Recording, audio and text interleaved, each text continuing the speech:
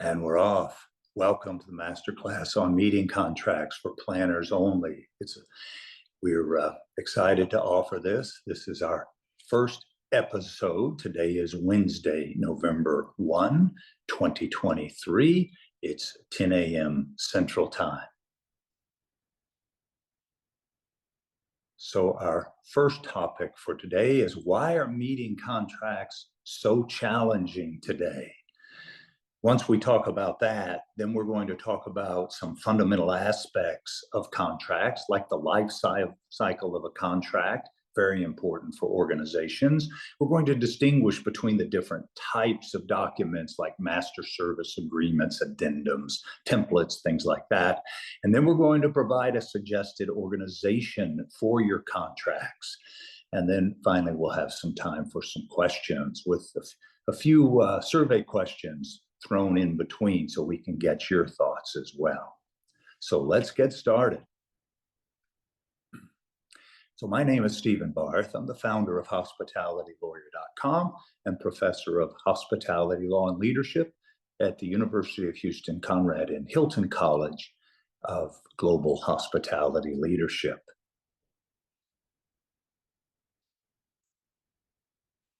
We can't give you legal advice today, so that's why this lengthy disclaimer is here. What we can give you is education, information, and suggestions, but as always, as the law changes from state to state and municipalities, we encourage you to have legal counsel available for very specific legal questions.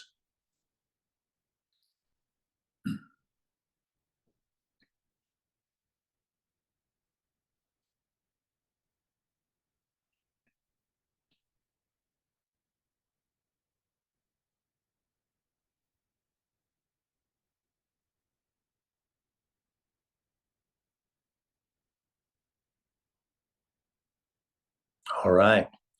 So we'd like to give a special thank you to the Events Industry Council, especially their APEX, their Accepted Practices Exchange.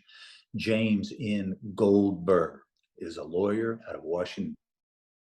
The Meeting Planners Legal Handbook. It's an outstanding resource if you don't already have it. And then a special thanks to some very terrific and noteworthy meeting planners: Laura Stevenson, Julie Knacklock, John Dearba, Randy Sussman, and Wendy Carmichael. Thank you all. So the current state of affairs in the meeting space. Let's start with this topic. Here we go. We surveyed some meeting planners, and what they told us was, number one, hotel sales employees are not trained properly. We're running into that a lot. Of course, finding employees is difficult for the venues and the hotel industry. They're not vetting the employees as carefully as perhaps they used to. And of course, they're not devoting the resources to training as frequently or in depth as they used to. So that's challenge number one that we heard from our survey of meeting planners. The next one, hotel sales employees are not committed to the property.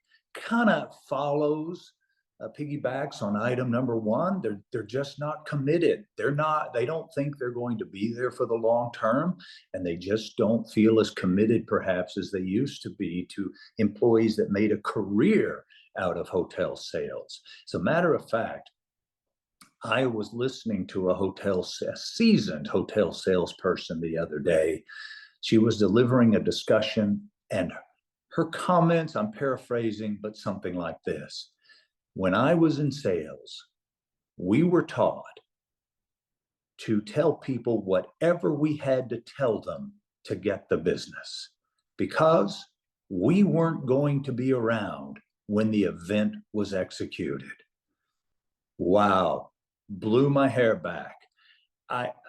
I had dealt with some challenging salespeople before, but I didn't realize it was part of the DNA. Now, I'm not saying all hotel companies are like that or all hotel salespeople are like that, but this particular seasoned sales veteran had worked at many of the different brands. And it's one of the things that she appeared to live by. So that's why contracts are more important than ever. and understanding your rights under contracts and event contracts is more important than ever. Let's look at a few others. Hotel sales employees are off property, and that comes back, they really don't understand the property that well.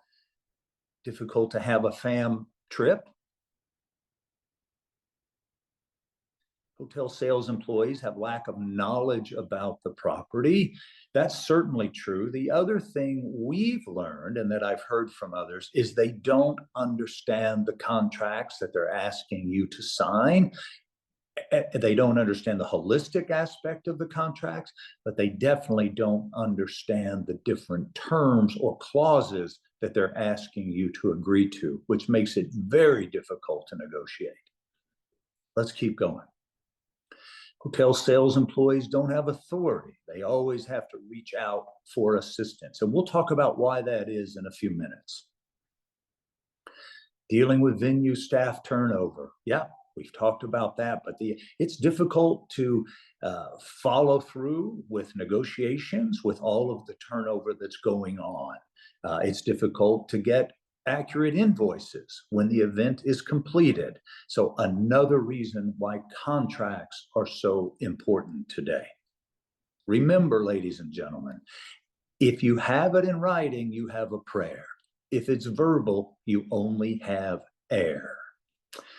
There are a lot of hidden fees going on today and new fees. There's litigation over resort fees and other types of add-ons.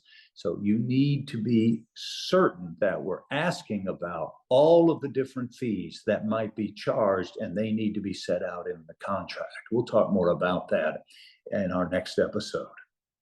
A few more. Hotels wanting the deposit before the contract is signed. Wow.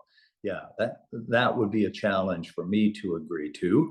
And then this other one that goes right along with that is the deposits keep getting bigger. They want the deposits. They want bigger deposits. The challenge with deposits, let's look at this next one, is that, before we get to cluster marketing, the deposits keep getting bigger. And as we'll see in a minute, they're not holding those deposits in safekeeping. My experience, and we all learned this during COVID when you tried to get your deposits back, is they weren't being held. So they weren't available to return to you. And they were kind of being used as cash flow for the hotel whenever you put up the deposit. And the bigger the deposit, the more at risk you are of losing that deposit if the hotel cancels or goes under. So it's a real challenge that you need to keep in mind. And then finally, this cluster marketing over on the right-hand side is a real challenge. Let me give you a little background on that. So you're all familiar by now with the fact that hotels have become more of a real estate play.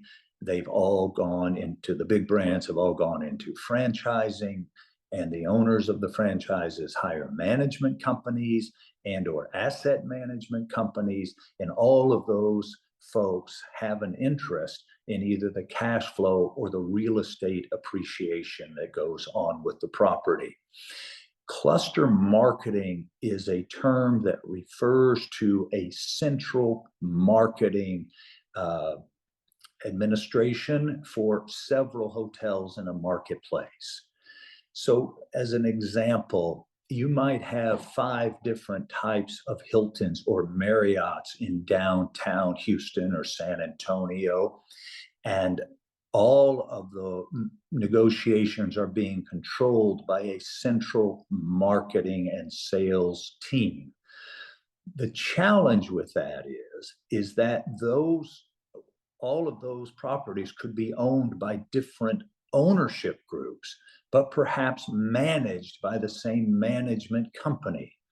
Are there antitrust issues that arise from that type of cluster marketing program?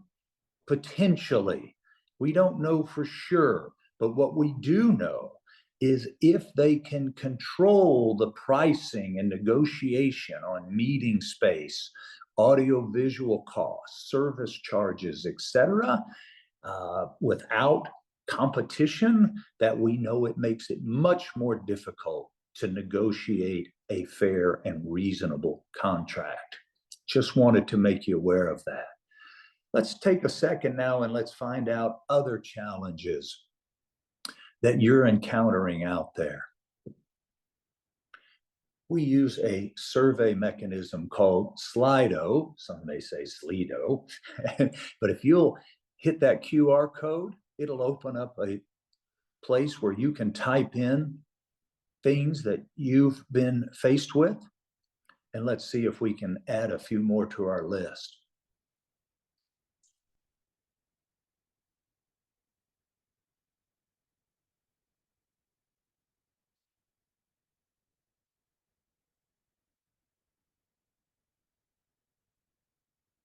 Outrageous service charges are another.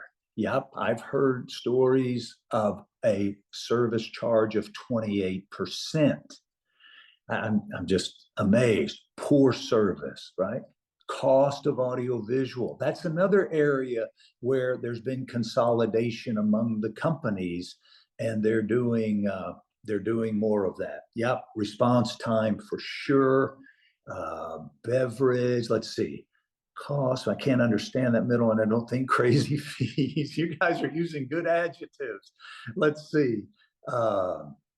Yeah, so I think we're all, I think the point of all of this, I hope the point of all of this is you realize you are not out there on your own. All of us are struggling with these aspects. But if we want to put on meetings, we have to find ways to manage it.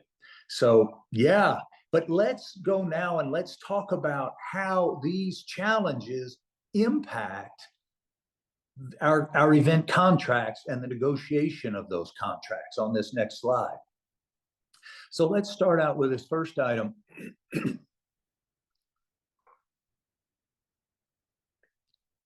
Revenue manager influence. So as I mentioned, it's become a real estate play, but cash flow is still king.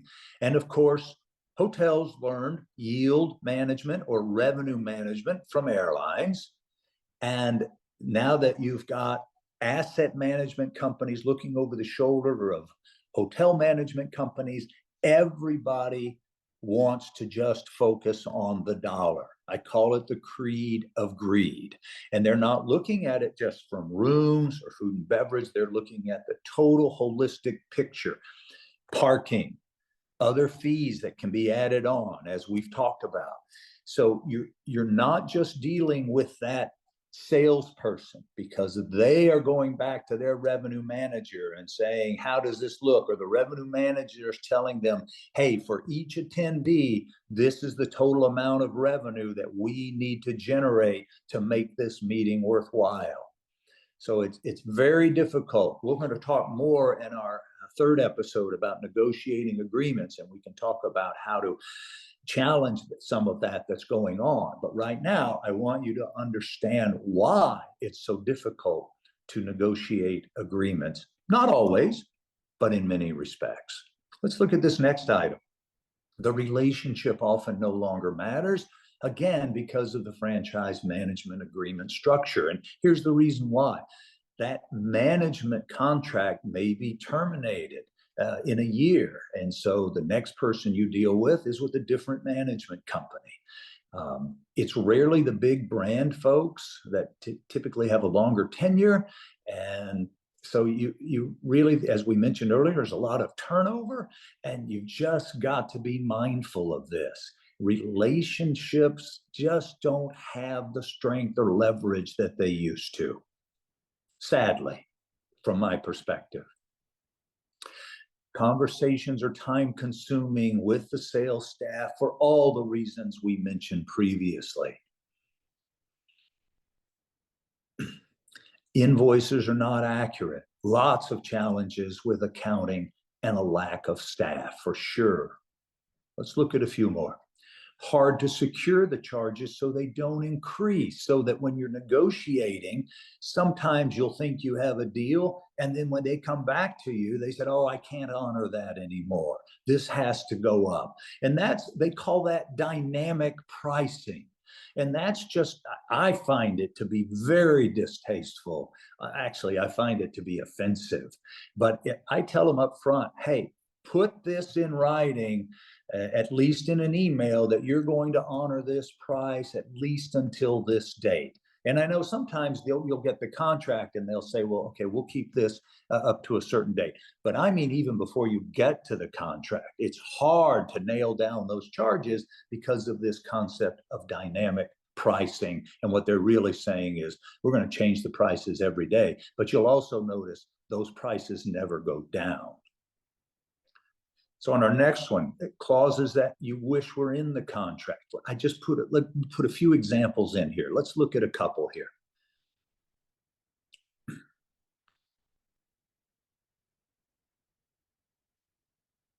Let's look at a couple of these clauses. Yeah, renovation, remodeling, change of ownership, right? That's going on a lot. And when there's a change of ownership, should the owner be allowed to just assign your meeting event contract to the new ownership without you knowing anything about them? Again, we'll talk about that in our next session when we talk about clauses, but it's important that we think about the impact that a renovation or remodeling or a change of ownership and or a management company can have on our event. In other words, we might give them a little slack and say, you can have a change of management if this company in other properties that they manage have the same service levels, and we can define that by AAA or Forbes, stars and diamonds. But if not, then we have the right to cancel without a fee. Again, we can talk more detail later. I just want to make you aware of things you need to be thinking about, because all of the kind of chaotic movement that's going on in the venue space today, there's certainly a lack of full disclosure of fees. And so having a clause that says that would be very helpful. And I think we've added one more here. Yeah, and then hidden fees. Those are just the worst. And so again, a clause that says must be full disclosures. If they're not disclosed, then they won't be charged, is a good way to put that in. It puts the burden on them to be transparent about those fees. A couple of other things I just want to make sure everybody's aware of. Force majeure clauses are being argued over. My experience, kind of just lots of back and forth. This is one of those clauses that my experienced salespeople don't really understand. But force majeure means that through no fault of either party, the contract cannot be executed. And again, we'll talk about more of that next time, but this is becoming a real issue here, because hotels want it, venues want it to be narrowly defined. And of course, meeting planners want force majeure challenges that can excuse performance to be as broadly defined as possible. So that's another clause that we need to spend some time on. The rebooking clause challenges with management companies and owners. They want you to book it within the year. That's because they're trying to demonstrate that they need that revenue that year to look good in front of the owner, and they're getting pressure from the asset management company. So there's just not as much leeway that we used to have when rebooking, and we're having to rebook at a particular property because the ownership group may have several properties in the area, but the management company only manages this particular property. So they're not willing to let you rebook at different properties. And then this last one that I want you to be familiar with is that hotels have been filing for bankruptcy, but they keep ownership. We call that a debtor in possession, and or a trustee gets appointed, and they're very difficult to deal with often because their job is to capture as much money for the creditors as possible. Your deposits are often at risk. If you're dealing with a third party commission-based assistance group like Helms Briscoe, for instance, their commissions could be at risk. So it becomes very difficult when these hotels file for bankruptcy, because the control typically you didn't have a whole lot of control to begin with, but you have very little, if any, control once bankruptcy is filed for. Again, things we can talk about as we go further, but I want to make you aware of all this.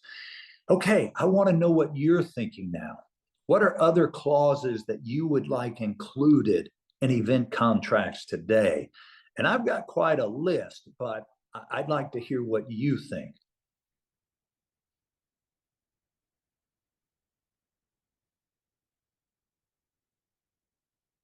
Who wants to go first? I'll throw a couple out there. I think we need service standards, right? And as I mentioned, we can tie that into the service ratings, like with Forbes. Duty of care.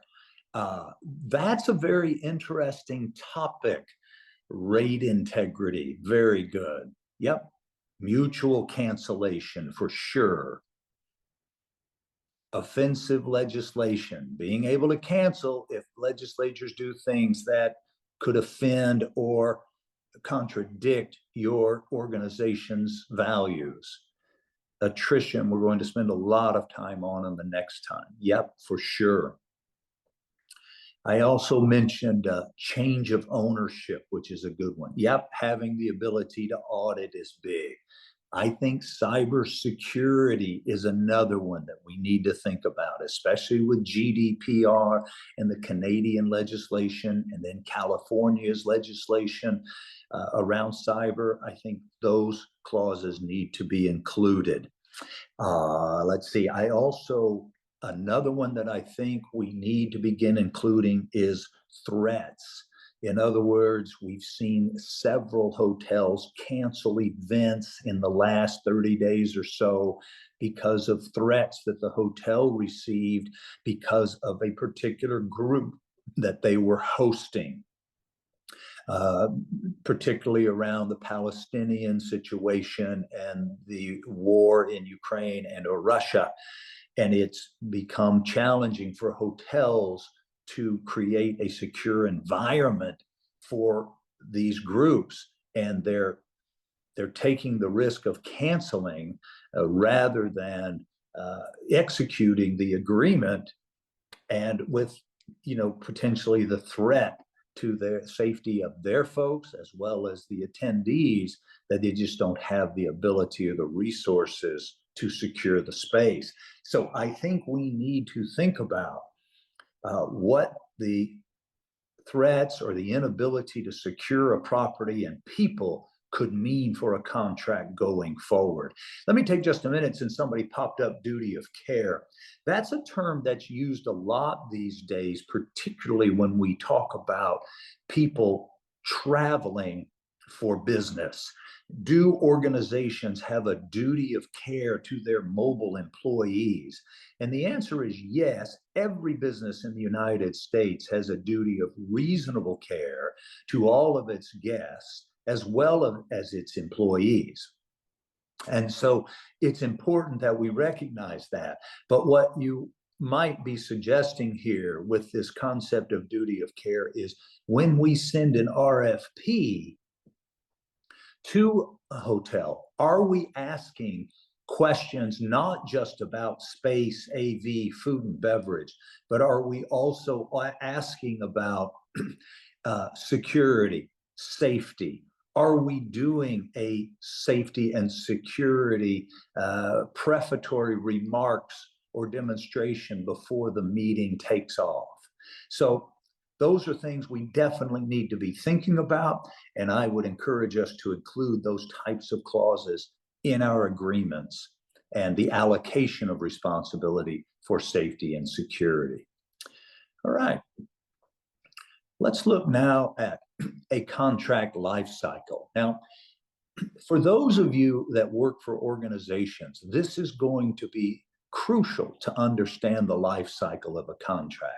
If you're working on your own, not so much. But let's take a look at just how a contract kind of moves through an organization. On this first one, we're thinking about, okay, we want to create a contract. So the very first step then is going to be negotiation and collaboration.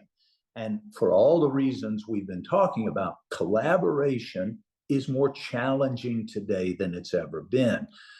But there are some things we can do around collaboration, like track changes in the Word function. Before, when we make changes or we suggest changes, let's track them. Let's keep the notes in the document.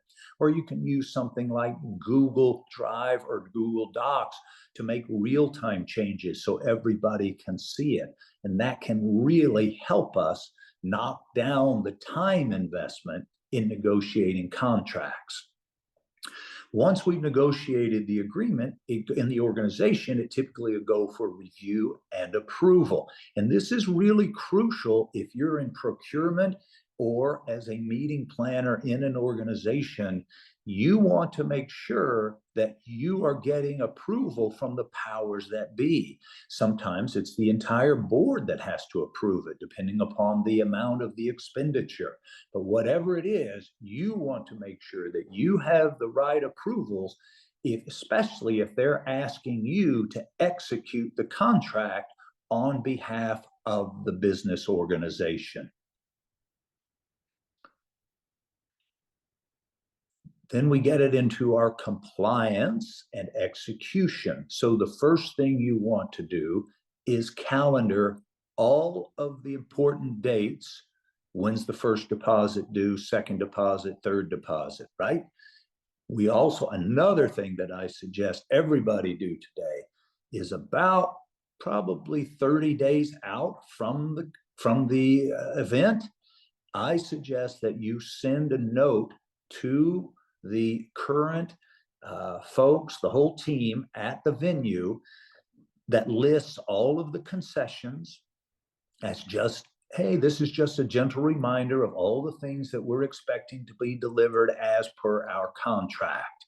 And then I would do, and please let me know if there's any challenges with this, right? And then I would do the same thing about 2 weeks out, and then again about a few days out, because I promise they're not looking at those contracts. At least a lot of the folks that I work with are not. So I encourage you to do that.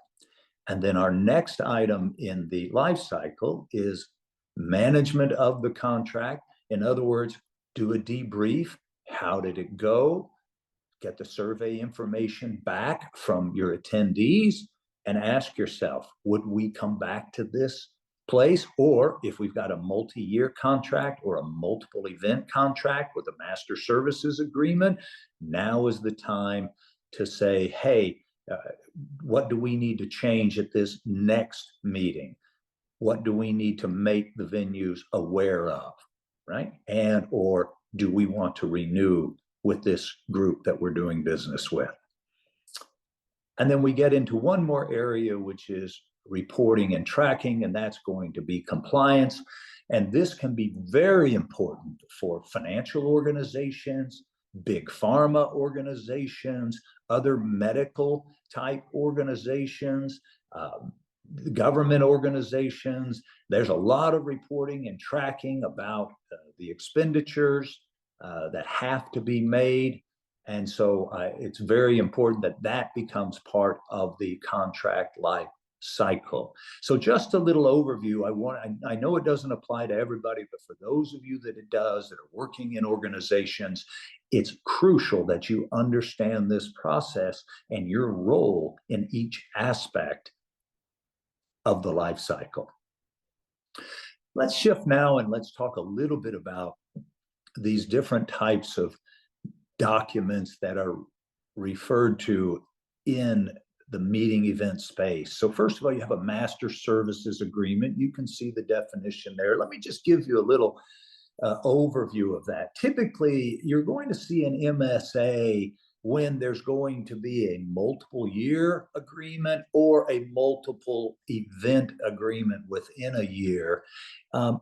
They're very difficult to negotiate. I'm not convinced they're worth the time and energy that it takes. Plus, so much can change so quickly today.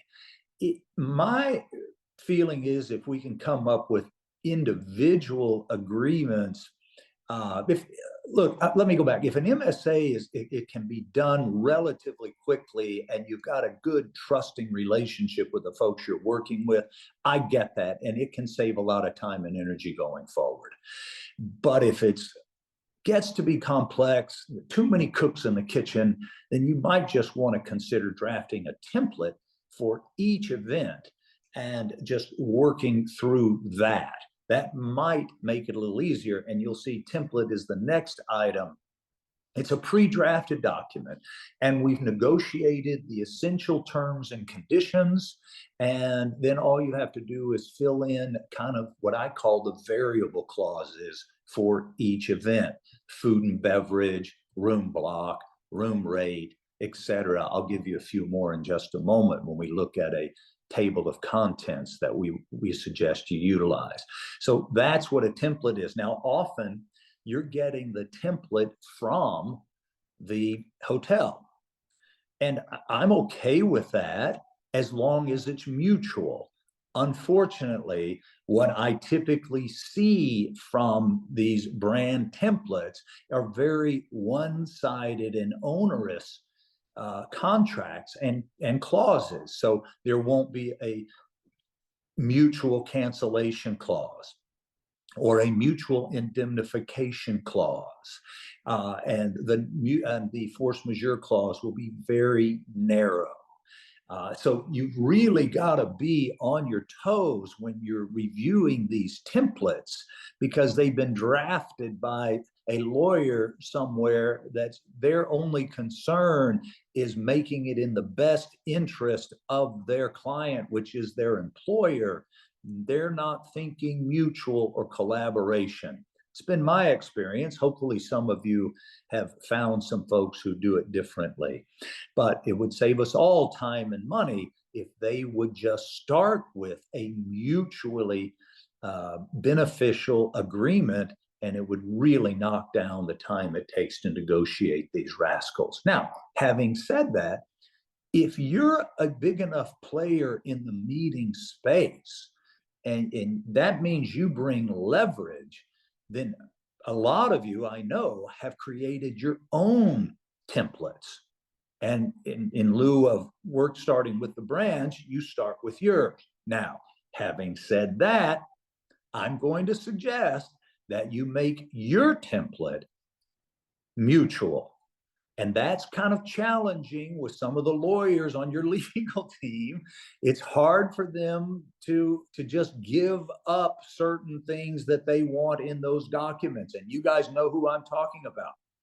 But I think the pushback for that is, look, we are devoting so much time to negotiating these same clauses over and over again.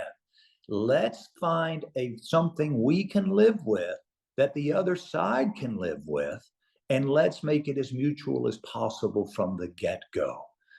The savings are enormous, and it usually demonstrates to people that we're willing to compromise. It typically can help us avoid litigation, and honestly, it just makes for a better event all the way around when everybody's getting along.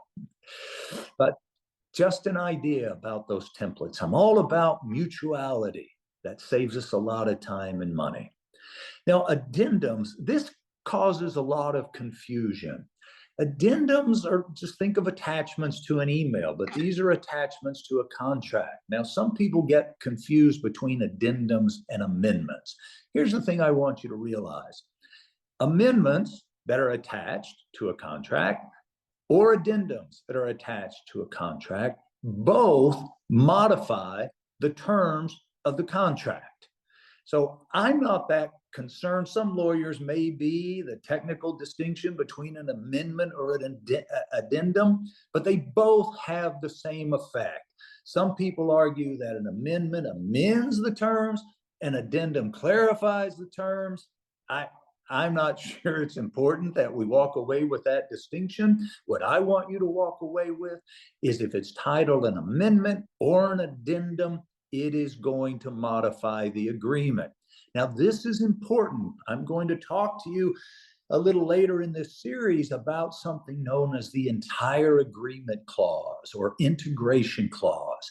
And what that means, just at the outset, is that if everything you've done up until this contract does not count. So if you've got a verbal agreement around rate or around VIP enhancements, or if you've got some emails going back and forth that you want to rely upon, once that contract is signed, you may no longer rely upon that verbal agreement or those email agreements that you thought you had with the salesperson.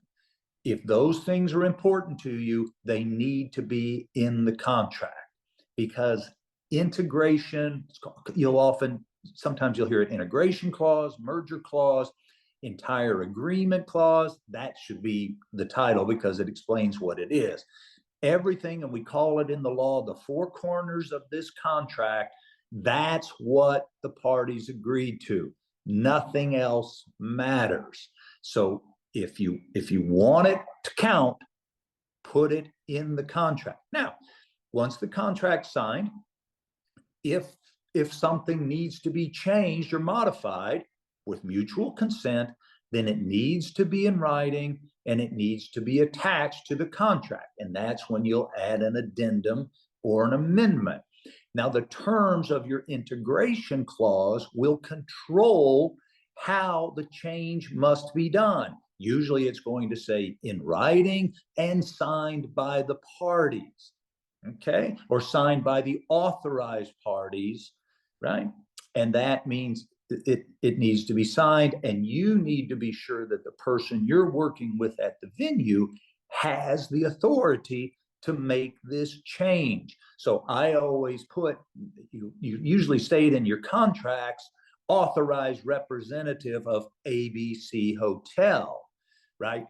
But it may be important today to not just say ABC Hotel, managed by, ba-da-da-da-da, right?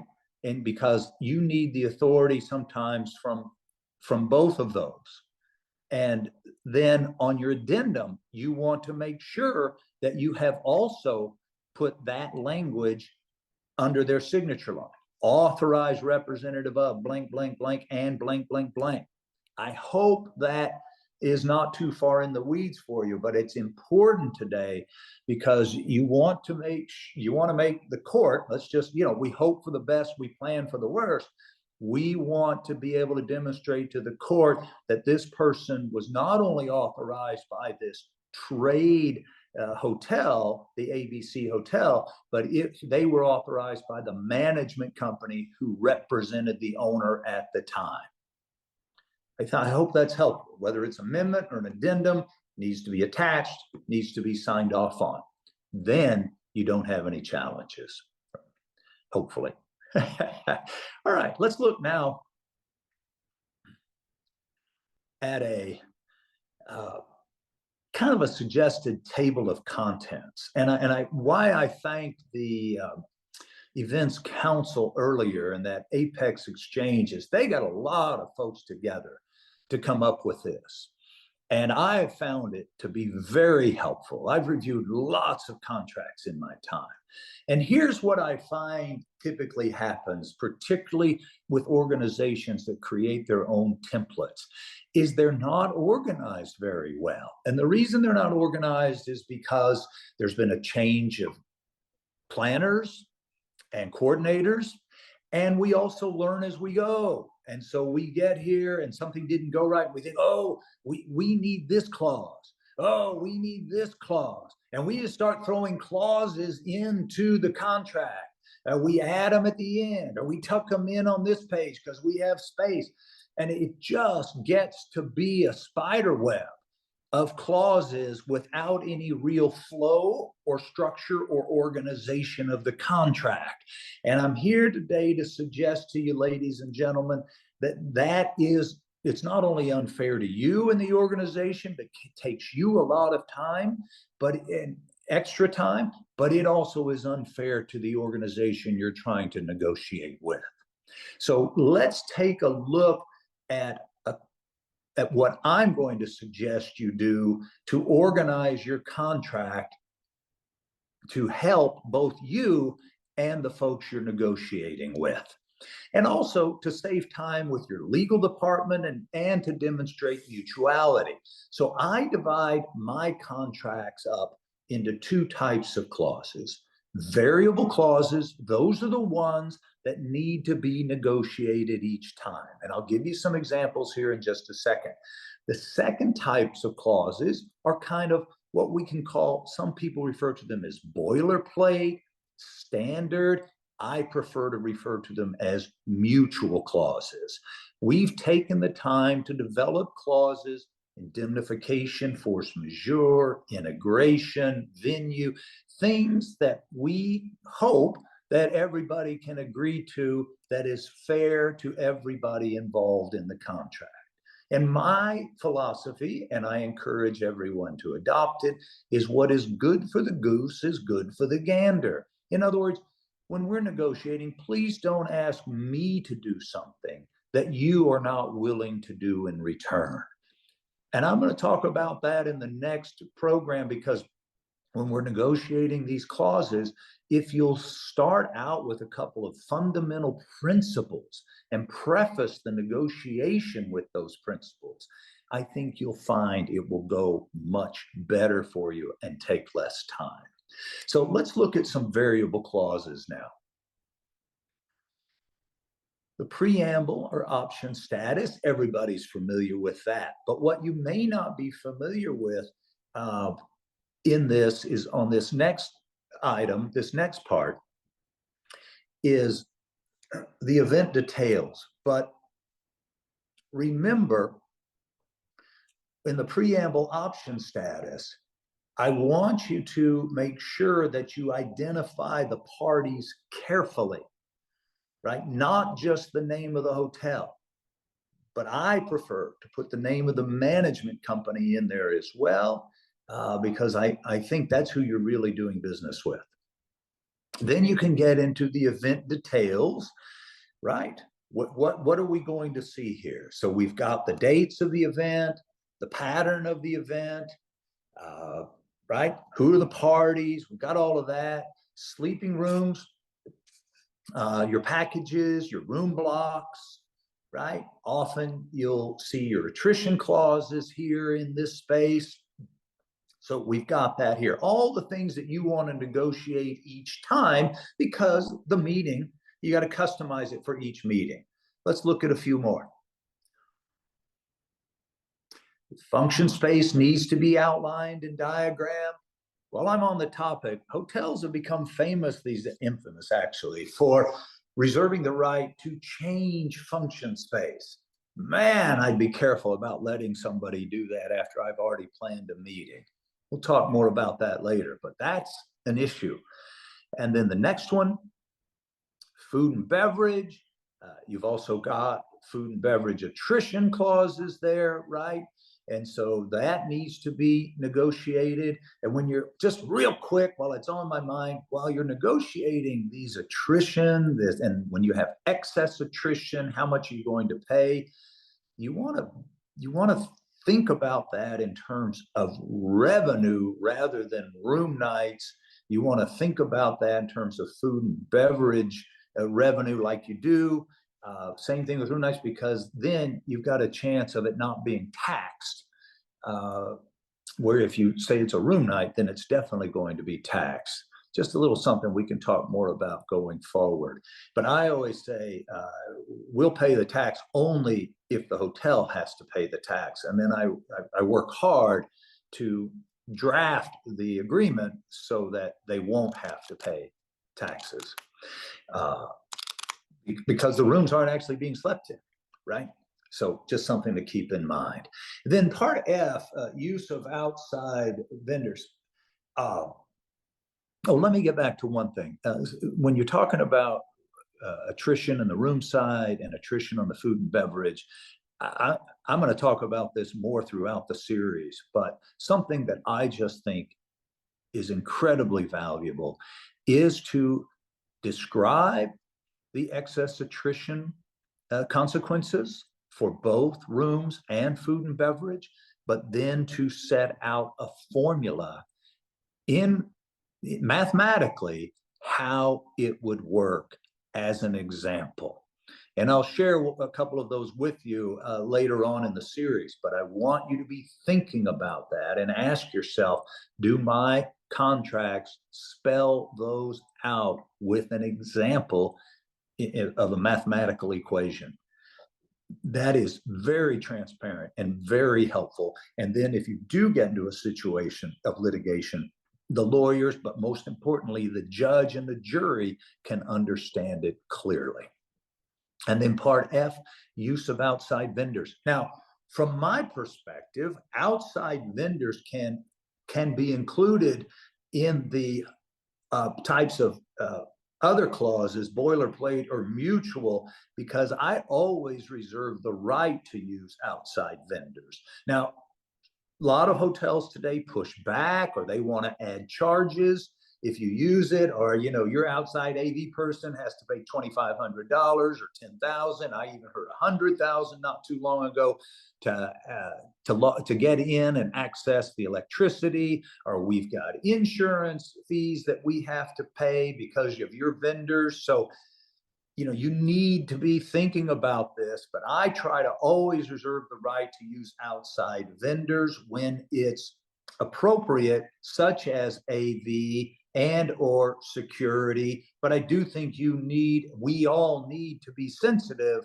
to the hotel's concerns about potential for liability. You need to be prepared to provide a policy of insurance, naming the hotel as a co-insured. If you're going to use an outside vendor, right, they should provide that for you.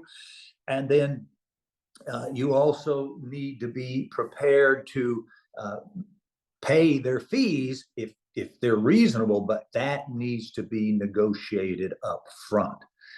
Now, one area where I have found hotels, and I think justifiably where they will not budge on outside vendors, is the food and beverage space, especially the service of alcohol. And quite frankly, I'm good with that. I don't want the responsibility for the service of alcohol. I want the hotel to be in charge of all of that. For whatever venue I'm doing or catering operation I'm using, they should have their people trained in the responsible service of alcohol, and that should be clearly spelled out in the agreement. Let's look at a few more. Now, the concessions obviously need to be laid out carefully for you. All right, and then the deposits, credit, billing arrangements. All of those vary typically by the event. But here's my point, ladies and gentlemen. These are the only clauses that we should be negotiating over and over again with venues. This should be it. All the others, we should start out with mutual clauses. And I know you're laughing at me going, dude, what world do you live in? But I'm sharing with you, if everybody can get on the bandwagon and we can start out with these established mutual clauses in these areas right now that we're going to put up on the screen on the right-hand side of your screen, you'll see them. And this is just a sample of them. Termination, cancellation and attrition, indemnification, insurance, dispute resolution, governing law, miscellaneous notices, assignment, entire agreement, authority of signer, signatures, attachments, right? All of that. We should not have to negotiate any of those. And I've got a few more, and you guys mentioned a few others.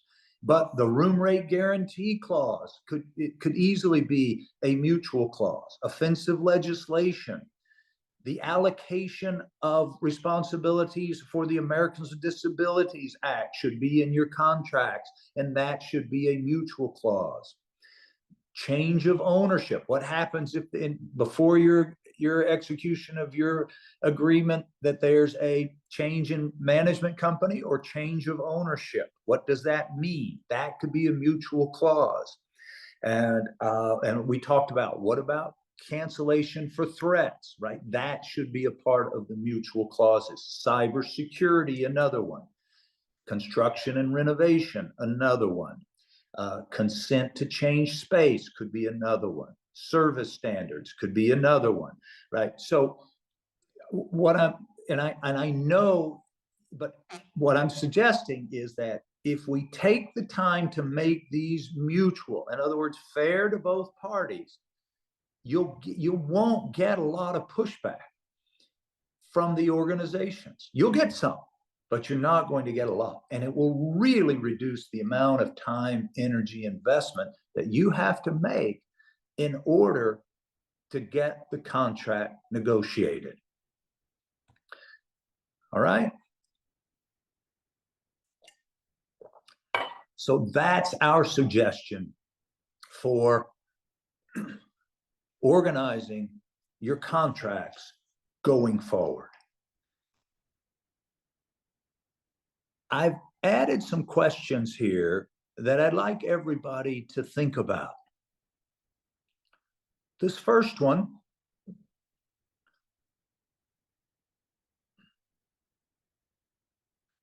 what is perishability, particularly for hotel rooms and airline seats? Anybody that is negotiating an event contract needs to understand the concept of perishability, because if you don't understand that, you don't understand where the venue is coming from. And I throw airline seats in there just because that's where hotels kind of learned, as I mentioned, revenue management or yield management. But let me just give you an example. And I'm sorry if this is elementary for some, but I want to make sure we establish a baseline for everybody in the program.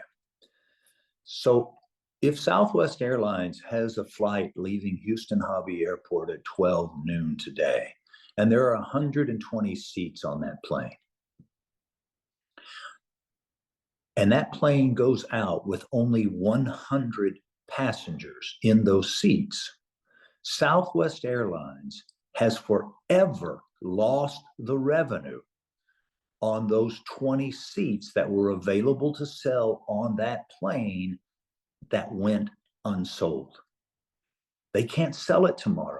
They can't sell those seats in the next week or month.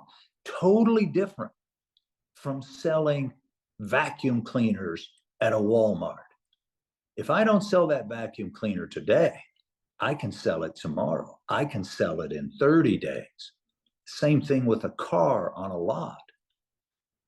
But it just doesn't work this way with hotel rooms and airline seats.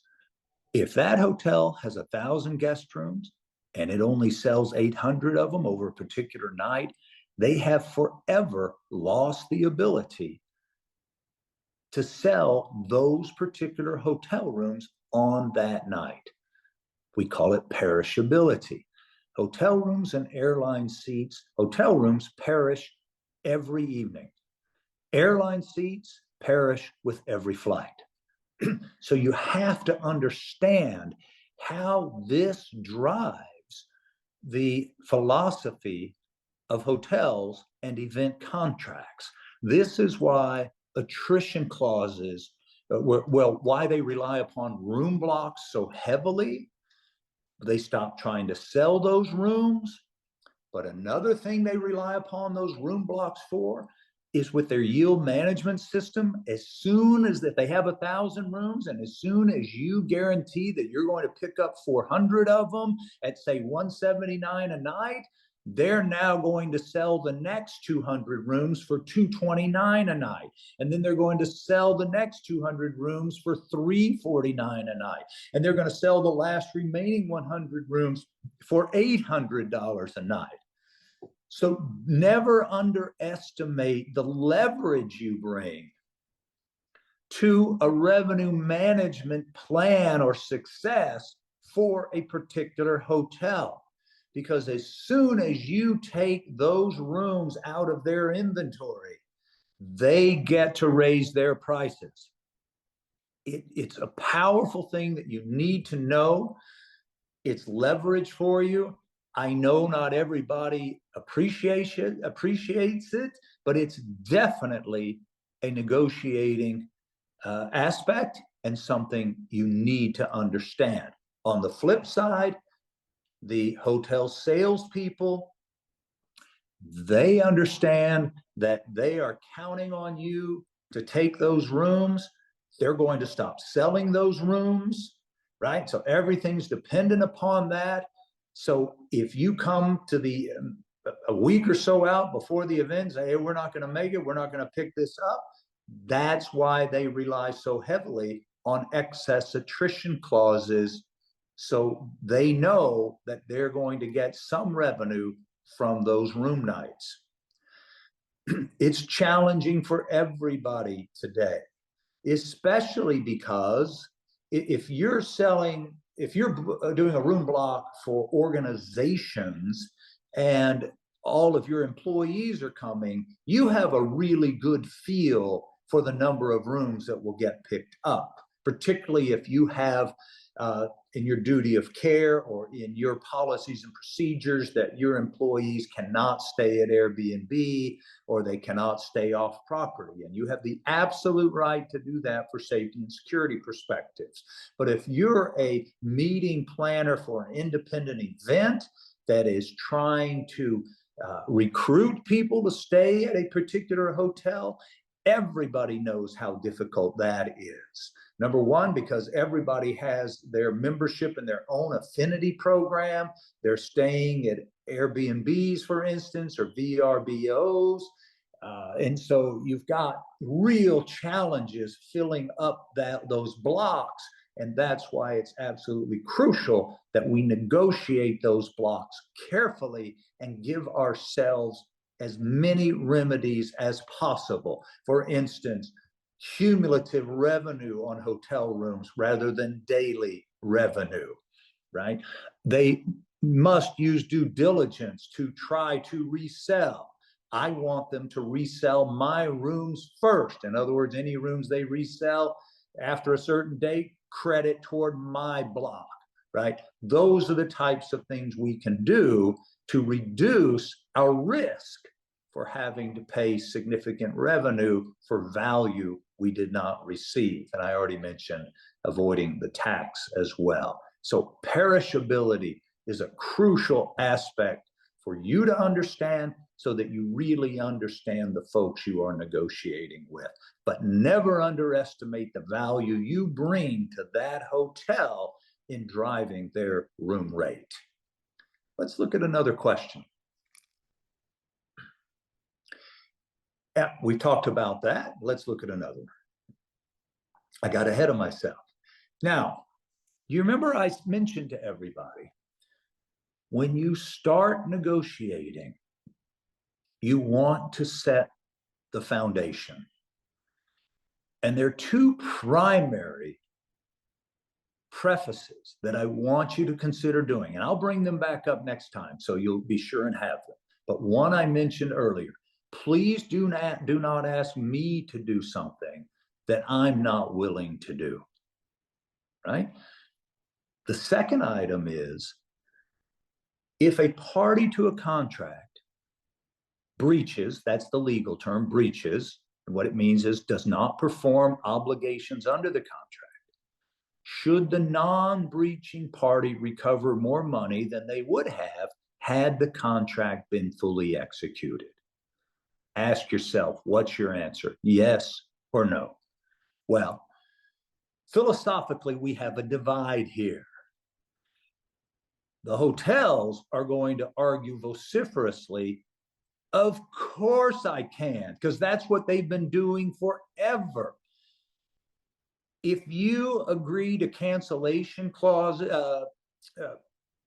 revenue for canceling, or attrition, excess attrition payments, without getting credit for the hotel reselling, then the hotel is making a double recovery every time they resell those rooms that you paid them for, right? And I want to go back and mention one thing. When I said when we're talking about excess attrition and we're talking, I suggested put it in revenue rather than room nights. I'm talking about do your calculation based on profit rather than gross revenue, whether we're talking about the hotel room or we're talking about food and beverage. We'll talk more about that as we go on, but I don't want you to think I was suggesting you just agreed to pay gross revenue. That is never a good plan. But back to this item number 3, just as an example, if A is contracting with B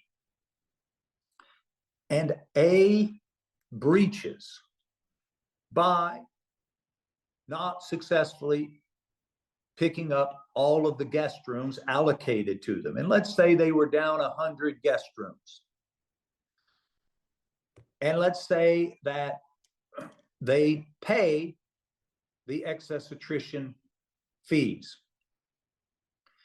but they don't have a resale clause, and so the hotel ends up reselling all 100 to another group. So the hotel is now in the position of receiving the money from A as well as receiving money from C, which they would not have earned had the contract been fully executed between A and B. So it's a fundamental principle of the law that a party to a contract may not earn more money out of that contract than they would have had the contract been fully executed. I hope that makes sense to you, because it's a fundamental principle.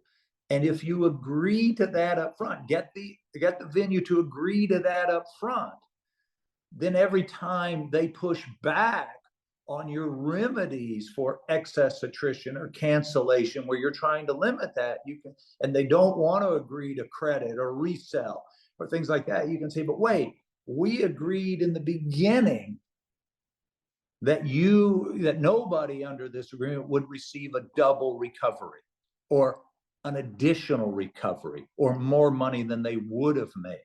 In other words, executing a contract, remedies of breach, should be about making the parties whole as though the contract had been fully executed under its original terms, not to incentivize one party or the other to have a double recovery or make more money than they would have. I hope that's helpful. And then this last item we've talked about here. So is it appropriate for a party during a contract negotiation to ask the other party to do something that the requesting party is not willing to do itself? And this we've talked about. I'm going to be a little repetitive because I think it's crucial, but this is another one of those prefatory foundations that you want to start out with. My perspective is it's not appropriate for one party to ask another party to do something that they're not willing to do. Personally guarantee a contract. I'm happy to personally guarantee it if your CEO will also personally guarantee it. I'm happy to indemnify you if you will indemnify us on the exact same terms and conditions. I'm happy to provide you a certificate of insurance, but I need one from you as well.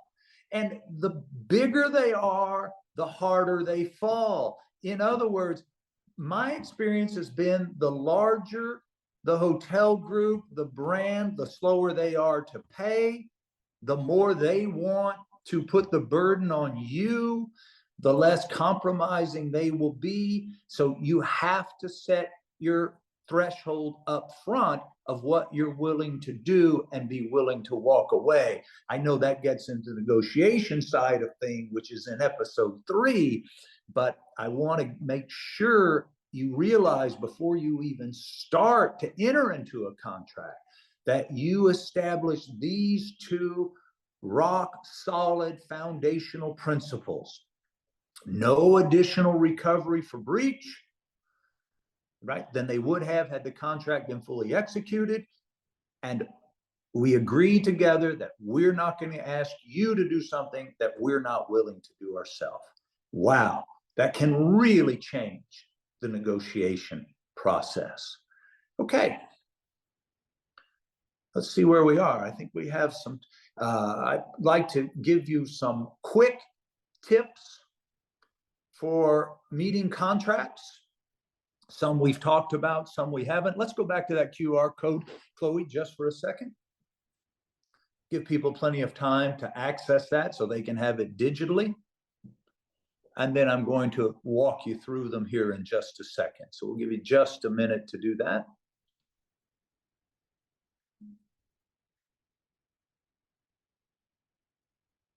Okay, let's take a look at what you're finding at that QR code, just in case anything needs to be explained. We've talked about the Apex table of contents. I have modified that in this slide deck, and we're happy to share this slide deck with you. Just please don't distribute it to anybody else. Please ensure that the representative for the other party is authorized to execute the contract. In other words, make sure it says in the signature line, whoever the name is, authorized representative of ABC Hotel and blank management company. I know this sounds elementary, but understand each contract clause before signing, and we're going to devote our time in the second episode of this series to do just that. As I mentioned, I want you to use numerical examples to explain cancellation and guarantee shortfall payments, what I call excess attrition. Immediately calendar all of your obligations under the contract. Avoid liquidated damages whenever possible. We'll talk more about liquidated damages when we talk about cancellation clauses to the next episode. Designate the person or people that are authorized to sign banquet event orders. The venues are they're going to bring that BEO to you as soon as your event is done or even before it's done, and they're going to say, here, sign this. I never sign off on BEOs until the end of the day, when I've had an opportunity to check and be sure that everything is accurate in the BEO and everything I asked for was delivered. And I actually have people on my team, if I'm doing things on consumption, I have a member of my team counting those items. You'll be surprised how much money, well, you probably won't be, knowing all of you guys, you won't be, but it's amazing how often people try to overcharge us on consumption, especially when it comes to alcohol. That next to last bullet, review BEOs carefully before signing. Some of you may know them as CEOs. We call them BEOs, banquet event orders. You might hear them as CEOs, catering event orders. And then last but not least, ladies and gentlemen, if I want you to walk away with this, if it isn't in the written contract, now it could be added with an amendment or an addendum, but if it's not in one of those places, it will rarely, if ever, be enforced. Remember what I told you about. Sometimes some salespeople have the approach, I'm going to tell you anything I can and agree to almost anything to get you to do this and get the money, because they know they're not going to be around when the contract is executed, especially for your ones further out. So it's absolutely crucial that you be able to rely upon what you've worked so hard to negotiate, get it in the contract. All right, I think we have some time for some questions now. Before we do that, let me tell you what we're going to do on Wednesday, December 6th. We're going to go back and review those two fundamental principles that are the foundation of all contracts. I'm going to keep hammering on those. That changes the dynamic of negotiation from the get-go. And the second objective is to have a clear understanding. We're going to talk about the meaning and legal significance of all the terms and clauses we can in 90 minutes. We'll answer all your questions. We're going to get suggestions from all of you about clauses and how you've had success. And we're going to walk away with a really good list of clauses that need to be in our contracts, and ways in the third episode, ways to negotiate to get those clauses into our contracts. So that's our plan for the second episode. Now, Chloe, let's open up the microphone, or you can send us questions via the chat. Whatever works.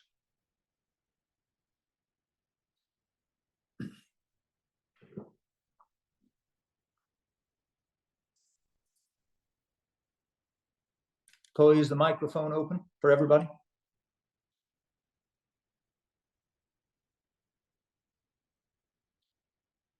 Yes, it is. Okay. Laura, I know you're on. Speak to me so I know we can hear everybody. I'm here. Can you hear us? I can hear you just fine. Thank you for that. Yep. Thanks for the session. It's been great. Oh, thank you for that. Any questions about what we've talked about so far?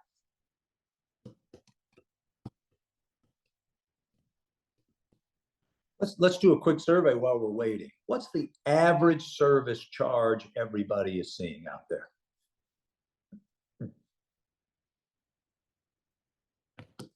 You can say it, plug it into the chat. It says chat is disabled. Ah, thank you for that. Gotta love technology. 26 on average. 26 on average. Who's getting more? Who's getting less? 25%. 25, 25. Wow.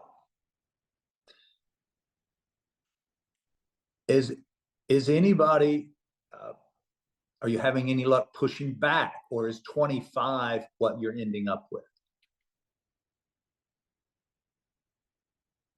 In other words, is that the proposed service charge, or is that what you're ending up with?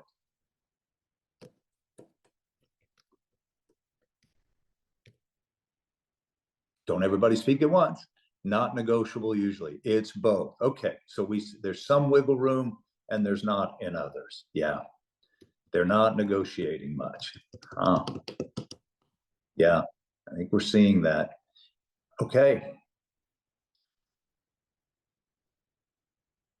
How many of you have tried, or how many of you are seeing outrageous audiovisual prices? I think it's a rhetorical question, but are you finding more negotiating room with AV companies?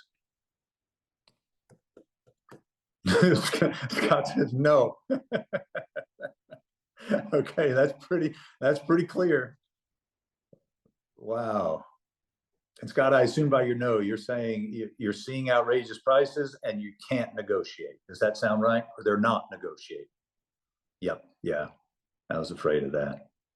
And of course, that's what's Late Hotels will make a specific company that have huge prices. Yeah. You know, in our last event, we had somebody, the regional manager got involved, and they sent for a one-day program, they sent us a proposal for $52,000 for one general session, one-day program. We ended up getting the whole thing done for about $8,500. But I just want to share with you how that demonstrates how far out of whack this stuff is. Are any of you, because of the AV charges, are you bringing your own projectors, for instance, or is that being allowed? Coral says yes. You're doing more of your AV and still, yeah. Because the cost of these projectors are coming way down. So, I mean, it's kind of crazy is the operative word, but that's happened because of the consolidation in the AV space. Yeah, it's challenging for sure. Well, what's another area? I know we identified some areas making it difficult to negotiate with salespeople, but are there other areas that you're really being challenged with, other than all the other things we've already said, or do you think we've covered it? Staffing oh, really? My experience with AV has been pretty decent, but Scott says that it hasn't, it's been kind of sketchy. Anybody else run into that?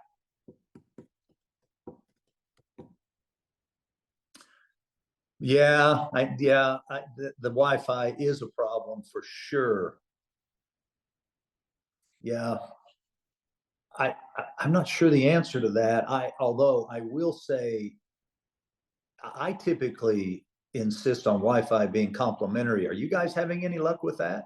Doesn't sound like it from Coral's perspective.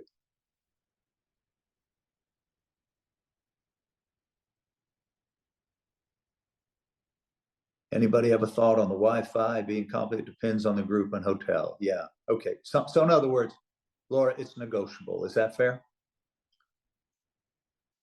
Depends on how badly they want your business, right? 8. What? Wow. Okay, we've got to spend some time thinking about. So Scott, I think from your note, you're suggesting that finally the meeting planner is getting some leverage back in the space. Is that a yes? A bit, yeah, not a lot. Right. Yeah. Okay, it's going to be challenging for sure. Okay, well, there's only 2 things on people's minds today: making ends meet and making meetings end. So if there aren't any additional questions, I'm happy to stay on if you have others, but we allocated this time for that. But if not, I'd like to ask you guys just to fill out a brief survey about the program today, because we want to keep getting better with every episode that we deliver. So Chloe is going to put up another Slido, and if you'll go to the QR code, you can answer there. And this is just for us to see how we did with the content, delivery, etc.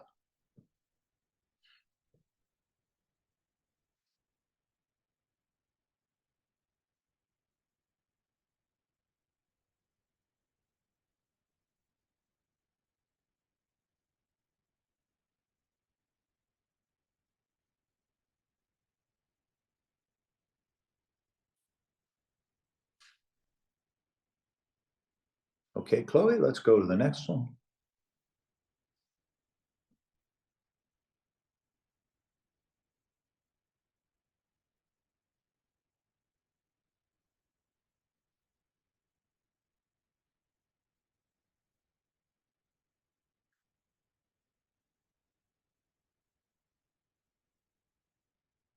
And the next one.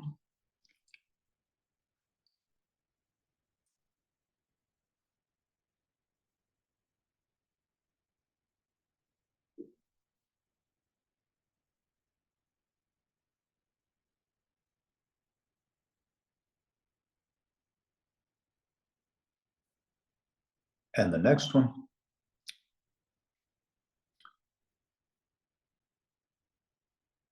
And this is, if you can just write in what you found most helpful, just in this first episode.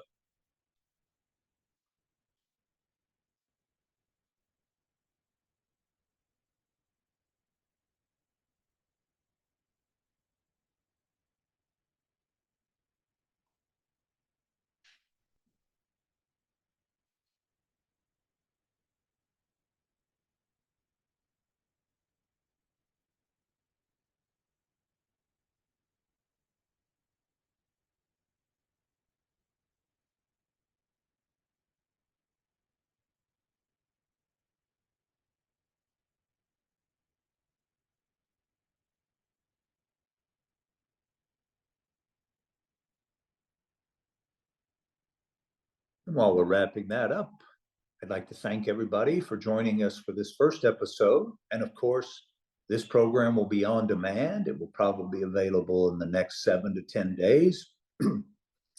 And we'll be sure to remind you of our second episode, which will happen in the first week of December, where we'll be talking about all the different clauses that exist. If you have additional questions that come to your mind, feel free to send them over in an email, and we will address them before we get started in the second episode. So thank you, everybody. And if you could let us know if there's some suggestions or topics for future master classes, we would appreciate it.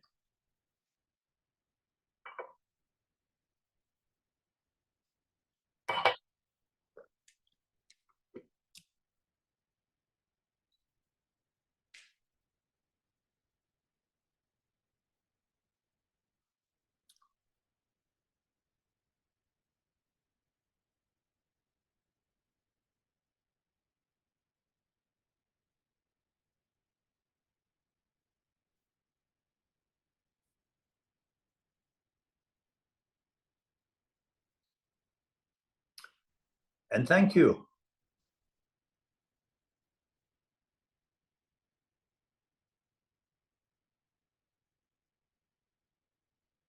We'll see you in December. Bye for now.